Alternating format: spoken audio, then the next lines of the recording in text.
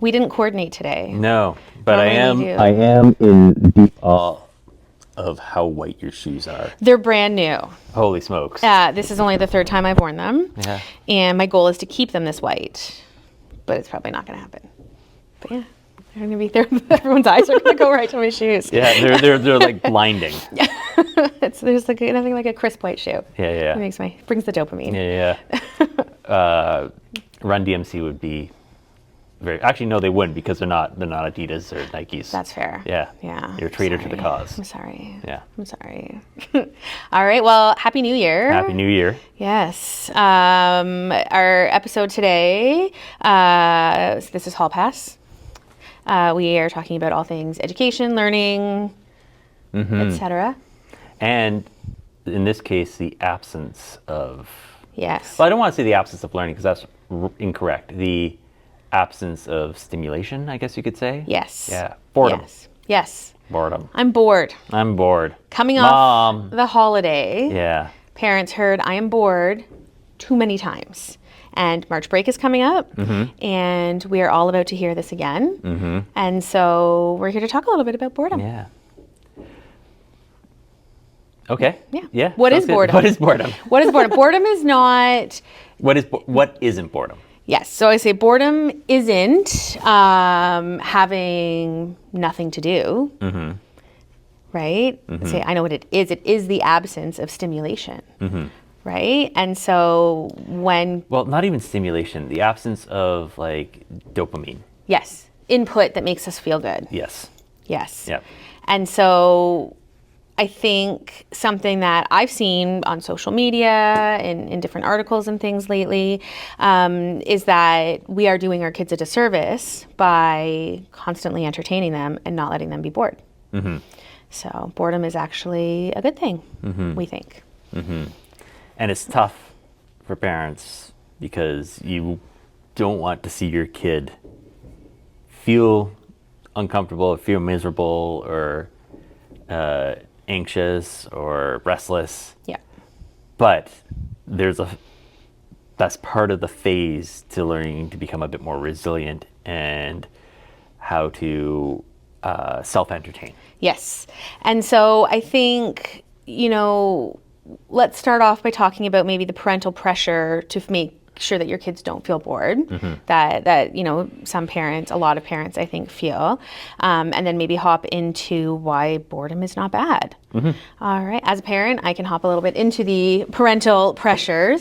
I think that the current generation of parents are trying to be cycle breakers. We are trying to make sure that our kids are feeling safe and happy, loved, all of that. And when they come to us and say, I'm bored, then we're thinking, like you said, we want them to feel safe and comfortable. And so we feel pressure to entertain them. And there's a million things, like we were chatting about, on social media, saying, here's how you can entertain your kids. Bored, have a free afternoon, make this, bake that, go here, do this scavenger hunt. And sometimes, it's a lot. It's sometimes as a parent, you don't want to do all those things. You just want to be bored yourself. And so I think in our attempt to make our kids not feel uncomfortable, we feel pressure to entertain them and to fill every part of their day. And, my son will say, I'm bored, and he doesn't like it, and it does make him feel uncomfortable. And when he says, Mommy, I'm bored, I go, okay, what are you going to do? And sometimes I will help him solve the problem and sort of, you could do this, you could do that, you could do this, give him some suggestions of where to go. But in general, he wants to be, to play a game, to have his iPad, to have, can you download this for me? Or, I want to play with you. I want to do, and I'm like, I'm reading a book, or I'm doing dishes, or doing laundry. And so it's that immediacy. It is. Right? It's because that delayed gratification they cannot do. They want immediate. Yeah. The addiction is the wrong word, but no, it might not be the wrong word. I don't think it is the wrong one. Right? Because we're so, and it's not just kids. No. We're all so addicted to getting an immediate fix, an immediate dopamine surge, looking at your phone, doom scrolling, playing on your iPad, doing whatever, that the slow build to getting that dopamine feels like a Herculean task. Absolutely. Right? Sitting quietly, reflecting, Yeah. problem solving. Like, these are all things that happen when we have the time to work through the problem of being bored. Exactly. But if we don't give ourselves the opportunity to practice that skill, Yeah. it kind of becomes a feedback loop, and we become less resilient and less capable to self-entertain Yeah.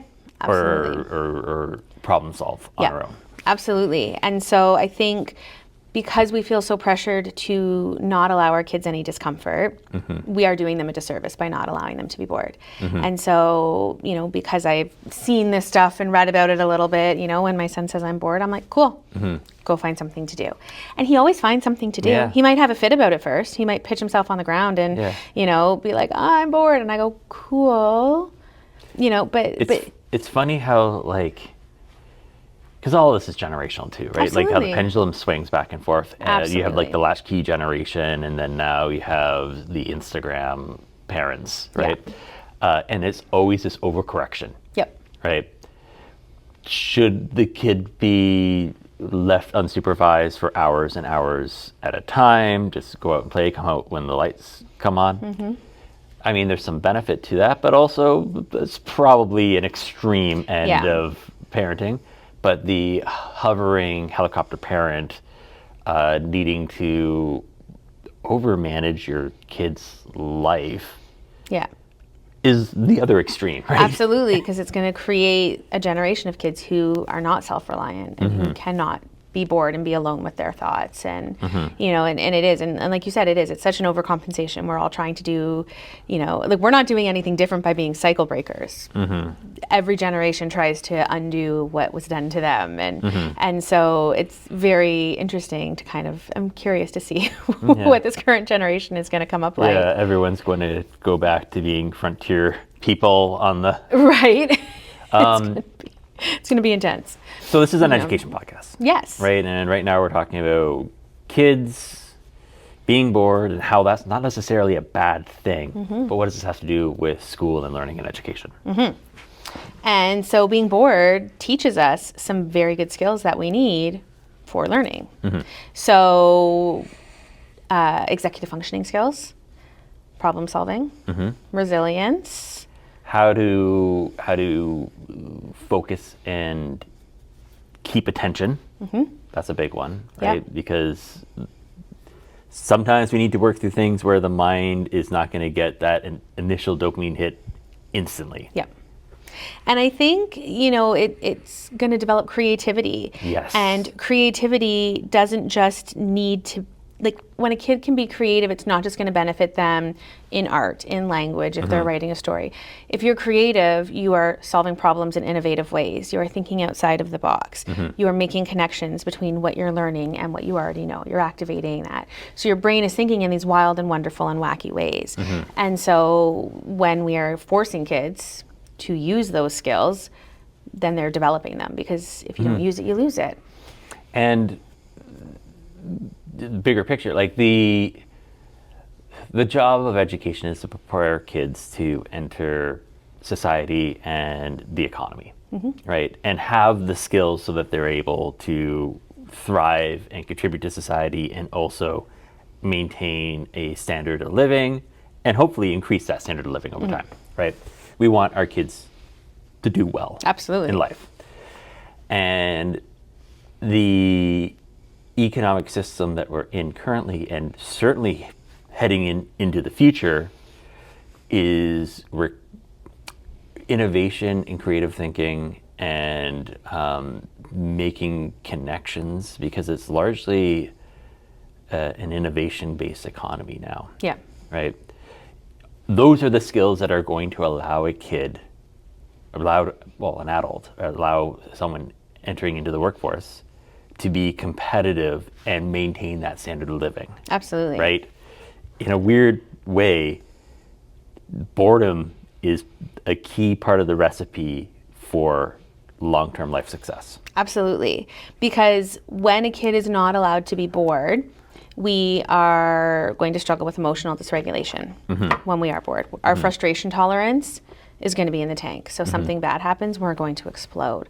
We don't know how to handle these things. So everybody's been bored at work before. It happens. You're in a meeting and you're like, this could have been an email. Yeah. You're stuck learning something, reading something, and you might think this is super boring, but it's part of life. Sometimes you have to be bored. And so we're going to have these kids who are going to be entering the workforce who need to know how to be bored because, otherwise they're going to be at work. You can't pull your phone out and start scrolling, and you can't say like, oh, I'm so bored, that's not professional. You're not going to keep your job if you do that. Or if you come across because I'm thinking, we do have some students in high school who, because they've been so focused on getting that serotonin, that dopamine hit right away, over and over again, that any sort of task that requires sustained effort, they're not equipped to handle it. So the moment that they come across any sort of adversity, they literally shut down. Yeah. Right? Yeah. Their brain cannot handle it, and it just can't do it. Looking at what their working life would be like, no matter what field they go into, right? Yeah. There are going to be times where they are challenged and frustrated and require sustained thinking and problem solving. Absolutely. And lacking the skill set, that resiliency to work through a problem is setting them up for frustration, failure. Yeah. Right? Absolutely. And so this is why we want our kids to be bored. Boredom is not a bad thing. And so what can we do about it? Okay. We can let our kids be bored. It is not our job as parents, as educators, it is not our job to entertain children. It's a perk. I say to my son, I didn't make you just to entertain you. I'm happy to spend time, to play, to do all of these things. However, you got to figure it out. You got to find what to do. And so I think equipping kids, letting them know that being bored isn't a bad thing. Yeah. Having some scheduled unstructured time. Tablet, screen-free time. Screen-free time. Yeah, where we're not giving that constant input and like that instant dopamine hit, right? And I mean, we can talk about screens and the impact of that another time, but I think largely everyone understands that it's a mixed bag at best. Absolutely. Right? I mean, I'm not anti-screen. I often joke that my kid's iPad is the third parent in our home, but I say that because I do have limitations with it and because I can be comfortable with taking it away. It dies, it dies. And that's something that we do is you can use your tablet until it dies. And then it dies and cool, go find something else to do. And so, setting them up for if they are bored, you might need to help them learn how to be bored. So, for example, my son, he knows where he has an art cupboard that's at his level. So, go look at your art cupboard. Is there anything in there to do? You've got a bunch of toys. You've got, so sometimes I'll give him suggestions of things to do. I'm not just going to say like, okay, off you go. Yeah. But, giving them some suggestions, and if they like them, cool. And if they don't, that's also cool, but equipping them and explaining, this is your chance to train your brain and to teach your brain. Being bored is not, like you said, a kid says, I'm bored. We don't go, oh no, we go, yay. Yeah. That's so exciting. And giving parents the permission to let their kids sit with being uncomfortable. Yeah. And that's going to help them in the classroom because we're bored in class. Not everything is interesting. Not everything is interesting to every person. And as teachers, there's pressure to make everything into this lovely Google slide, PowerPoint, I'll age myself, presentation, whatever, and to have slides to go along with it. And I'm all for having, multimodal learning where we're talking, kids can see it, they can hear it, all of these things. But it doesn't need to be beautiful and splashed with all sorts of things. And there shouldn't be this pressure to make everything a game. And it does help kids learn. But when we're teaching them how to be bored when they finish something early, what can you do? You know, and so we're going to take, if as parents, if we can help our kids learn to be bored, we can help our kids be more successful in the classroom. And as teachers, if we can work with our students to help them learn how to be bored and how to cope with it, then we can help them at home and in life and in future jobs. And so yeah, boredom's great. It's part of the recipe. Yeah. Underappreciated. Yeah. And I think as adults too, like I don't like being bored. You know, and it's partially an ADHD thing. I like that stimulation, that, you know, constant input of dopamine. I was puttering around here, you know, earlier doing some things, and I had, you know, an audiobook playing. But at least I'm giving my brain some information. I feel like it's like a positive distraction at least. It wasn't a screen. But, you know I also could work on being alone with my thoughts a little bit more and being comfortable with it. So, you know, as adults, I think it's something that, you know, if we're not great at it, it is something that we can all work on and benefit from. Yeah, I agree. So, yeah. Yeah. Let's all spend a little bit of time being bored today. Yes. Be bored. Hopefully this didn't bore you though. If it didn't bore you, then like and subscribe.